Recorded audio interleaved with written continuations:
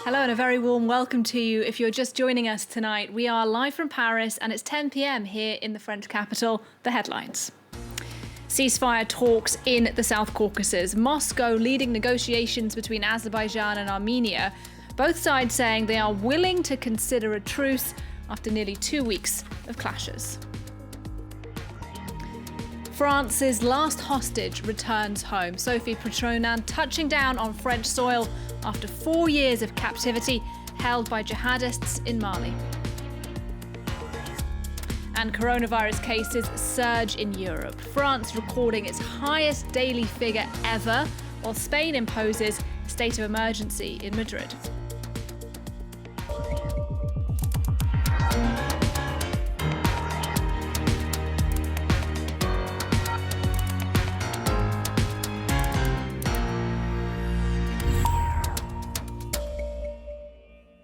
Good evening. After 12 days of fierce clashes in the South Caucasus, attempts are being made today to broker a ceasefire. The talks are being led by Russia and held in Moscow, with both Armenian and Azerbaijani representatives taking part. Vladimir Putin's proposal is thought to include a temporary ceasefire to allow civilians to evacuate, as well as a prisoner exchange. Some 50 civilians on both sides are reported to have been killed since the clashes broke out. So is a breakthrough likely in those talks and a truth possible? Well, our senior reporter Catherine Norris-Trent has more for us on those ceasefire talks from Baku. We've got the first high-level talks since this conflict restarted nearly 2 weeks ago between the Armenian and Azeri foreign ministers. They've been in Moscow for talks hosted by the Russian foreign minister Sergei Lavrov, and we are hearing from several diplomatic sources that there could be a truce on the horizon, and this would perhaps be in the form of a humanitarian truce to allow two sides a few days to identify and take back bodies of soldiers who've been killed from their own sides, civilians too, where applicable. So by no means a lasting solution yet to this conflict, but it is nonetheless movement. It's the first diplomatic movement we've had for some time. In fact, any time really since this conflict began. I have to say, though, that we've had the Azeri president Ilham Aliyev speaking out on TV and tweeting this evening, sounding very bellicose, saying that this is a last chance to resolve the conflict, warning Armenia that that will happen either by peace or by war, and declaring that they have changed the status quo, that they have taken back 9 new villages, and this is a historic victory. So we are getting some movement, but nonetheless the Azeri line, the rhetoric hasn't softened, although perhaps this could be signalling that they're prepared to take a partial victory in their eyes for now.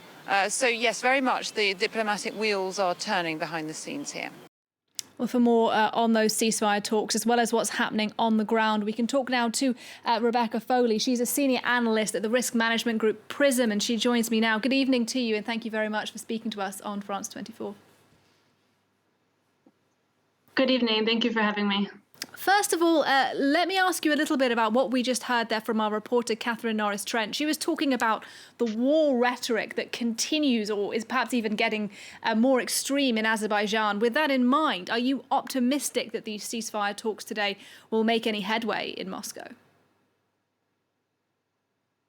Well, certainly, I think most observers of the region would agree that indeed it is a first step, but the bellicose rhetoric that is coming from both sides certainly suggests that the conflict isn't going to abate anytime soon. We've seen the president of Azerbaijan, Ilham Aliyev, repeatedly say that there would be no halt to the fighting until he has captured all of Karabakh.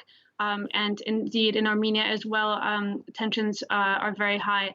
I think beyond the leaders' rhetoric as well, we're seeing the populations of both countries, Azerbaijan and Armenia, it's a very charged issue for everybody. Tension has been growing. It's not only high right now, but since peace talks haven't really worked in the past couple of years. But also we have to remember this conflict is now almost 3 decades old, and it's been a stalemate since the beginning of the 90s. So it's finally culminating now.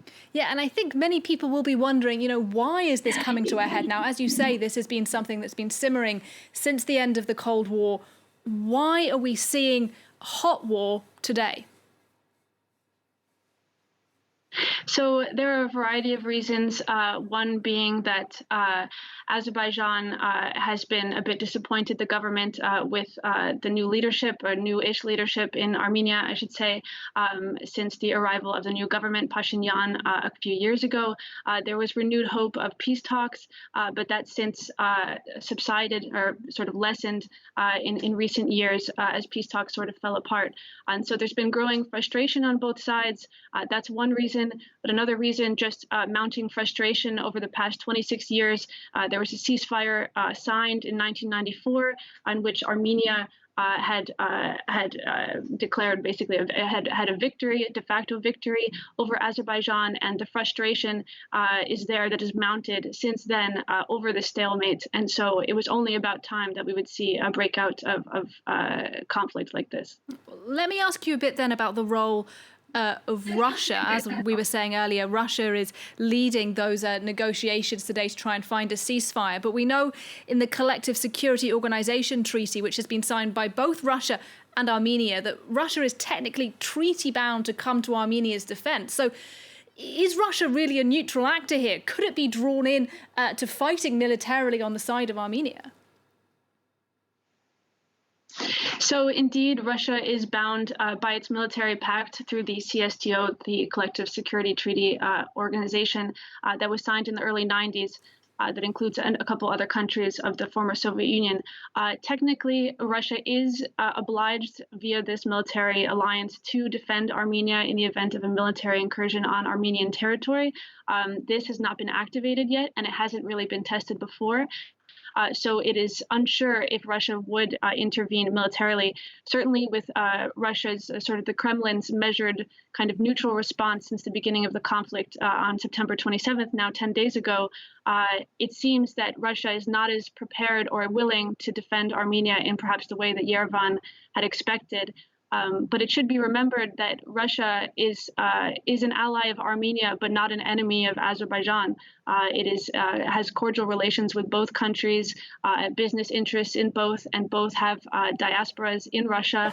And Russia is not interested in entering into a war either with Azerbaijan or with Turkey, who is supporting Azerbaijan militarily.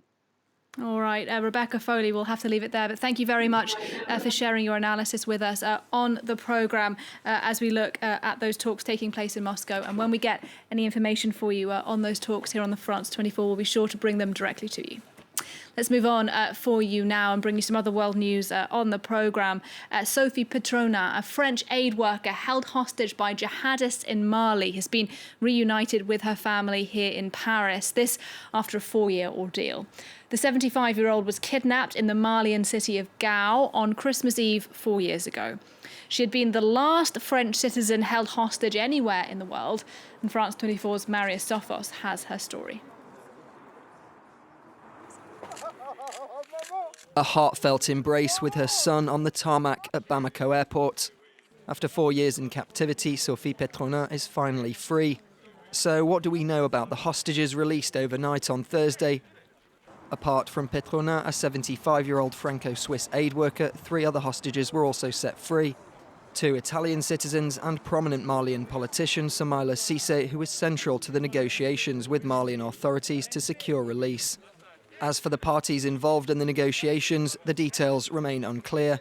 The French government appears reluctant to comment, saying that the answers lie with the Malian government. The negotiations were completely led by the Malian authorities, so it's them you'll have to ask questions to. The release of Petrona and the 3 other hostages comes days after Malian authorities freed nearly 200 prisoners, sparking speculation of a swap. Some of the men released are jihadists. La majorité d'entre eux ne sont pas djihadistes, donc ce ne sont pas des combattants. C'est des gens qui pivotaient autour de cette insurrection en Mali. Il y a, on va dire, 2-3 têtes d'affiche de chefs djihadistes connus, condamnés au Mali, dans certains pays africains et même des fois au-delà. France has 5,100 soldiers deployed across the Sahel as part of its anti-jihadist campaign in North Africa, Operation Barkhane. Some experts have fears about seeing new jihadists set free in the region. Il y a un paradoxe incroyable français où en même temps ils sont en train de lutter contre ces djihadistes et de les neutraliser, comme ils disent dans le nord, à Thessalite. Et en même temps, c'est justement à Thessalite qui libère 200 djihadistes. In a statement released on Friday morning, French President Emmanuel Macron maintained that France supports Mali in its fight against terrorism. Well, Petrona was released alongside two Italians and the Malian politician Soumaïla Cissé. Now, Cissé is a three-time presidential candidate in Mali, and he described some of the challenges of his time as a hostage. Take a listen. Reunited with his loved ones after 6 months, Malian politician Soumaïla Cissé was freed from presumed jihadists Thursday night. As soon as word came of his release, his family was waiting for him at Bamako airport.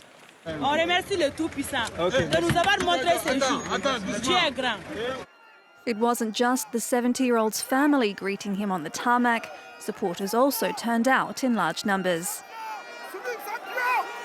Cissé was driven to the Mali presidency, where he and other freed hostages met with leaders of the country's transitional government.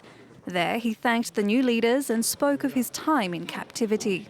I am very happy to be here for Mali, for my family, to spend 6 months in the most difficult conditions, in the most austere climate, very hard living conditions. As you know, in the Great Sahara, in an almost permanent isolation in these areas.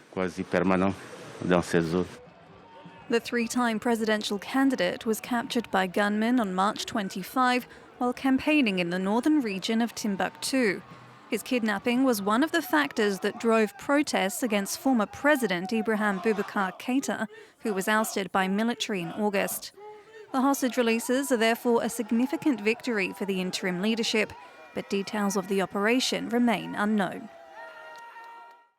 Well, despite that good news, Switzerland's foreign ministry has announced today that a Swiss woman who was held hostage in Mali has been killed by an Islamist group there. The foreign ministry said that it was informed on Friday by French authorities that the hostage had been killed about a month ago. Now, the woman was also being held by one of Mali's Al-Qaeda affiliated groups, and so far tonight, the woman involved hasn't been named. Now let's move on for you on the programme and take a look at some of the latest coronavirus news, because countries across Europe are once again struggling with a surge of infections. Here in France, a record number of new cases were confirmed today, 20,330. That is the highest daily figure recorded in France since the beginning of the pandemic. And in a bid to bring the numbers down, the government has closed bars in hotspots like here in Paris, but restaurants remain open for the moment. So how serious is the epidemic in France? A bit earlier, we spoke to the epidemiologist Catherine Hill. Here's her perspective. There hasn't been a survey on a national sample to find out how many people were positive at a given point of time. So these 20,000 cases that were found yesterday or today are just the tip of the iceberg. It's probably 4 times that. So we're not testing, absolutely not enough. And the virus is everywhere in the country. As we can see them. Look at the maps every day, you can see that it's pretty much everywhere. It's just a bit more in big cities. More than 30% of the ICU beds occupied by COVID patients, and this is increasing a little bit more slowly this week than the previous week, but it's still increasing all the time. So that's going to be impossible very soon. And there are beds, but there's a big shortage of staff. They're trying to find nurses and doctors. Well, meanwhile, in Spain, the government has imposed a 2-week state of emergency for the capital, Madrid. The move comes after weeks of legal wrangling between the national and regional governments of Spain over a possible lockdown. The governing party in Madrid resisting attempts to introduce lockdown measures. So why now, and what will this new state of emergency mean for people in Madrid? Andrew Hillier explains. A legal tug-of-war that has seen Madrid square off with the Spanish national government. And after weeks of wrangling, it's the socialist-led government that has had the final word, imposing a state of emergency in the capital. El gobierno ha decidido declarar el estado de alarma para dar cobertura a las medidas aprobadas el día 30 de septiembre durante los próximos 15 días naturales. Local authorities had opposed measures that put the capital under a partial lockdown. They said the restrictions, which imposed limits on travel and opening hours for bars and restaurants, would do major harm to the economy. But the new ruling forces Madrid's leaders to comply with whatever the government decides, as it tries to get a grip on a surge in coronavirus infections. Caught up in the standoff, residents say they've been left confused. Yo me siento mal porque no sé ni cómo actuar y qué hacer. Y si hago bien, si hago mal. Que se podría haber evitado si desde el primer momento hubieran declarado el estado de alarma, porque se sabía que esto no iba a resolverse. The dispute has laid bare Spain's ideological differences. Madrid is run by the country's main opposition party, the Popular Party, whereas the national government is led by the Socialist Party. Both sides disagree on how to contain the virus, which is spreading twice as fast in the capital compared to the rest of the country.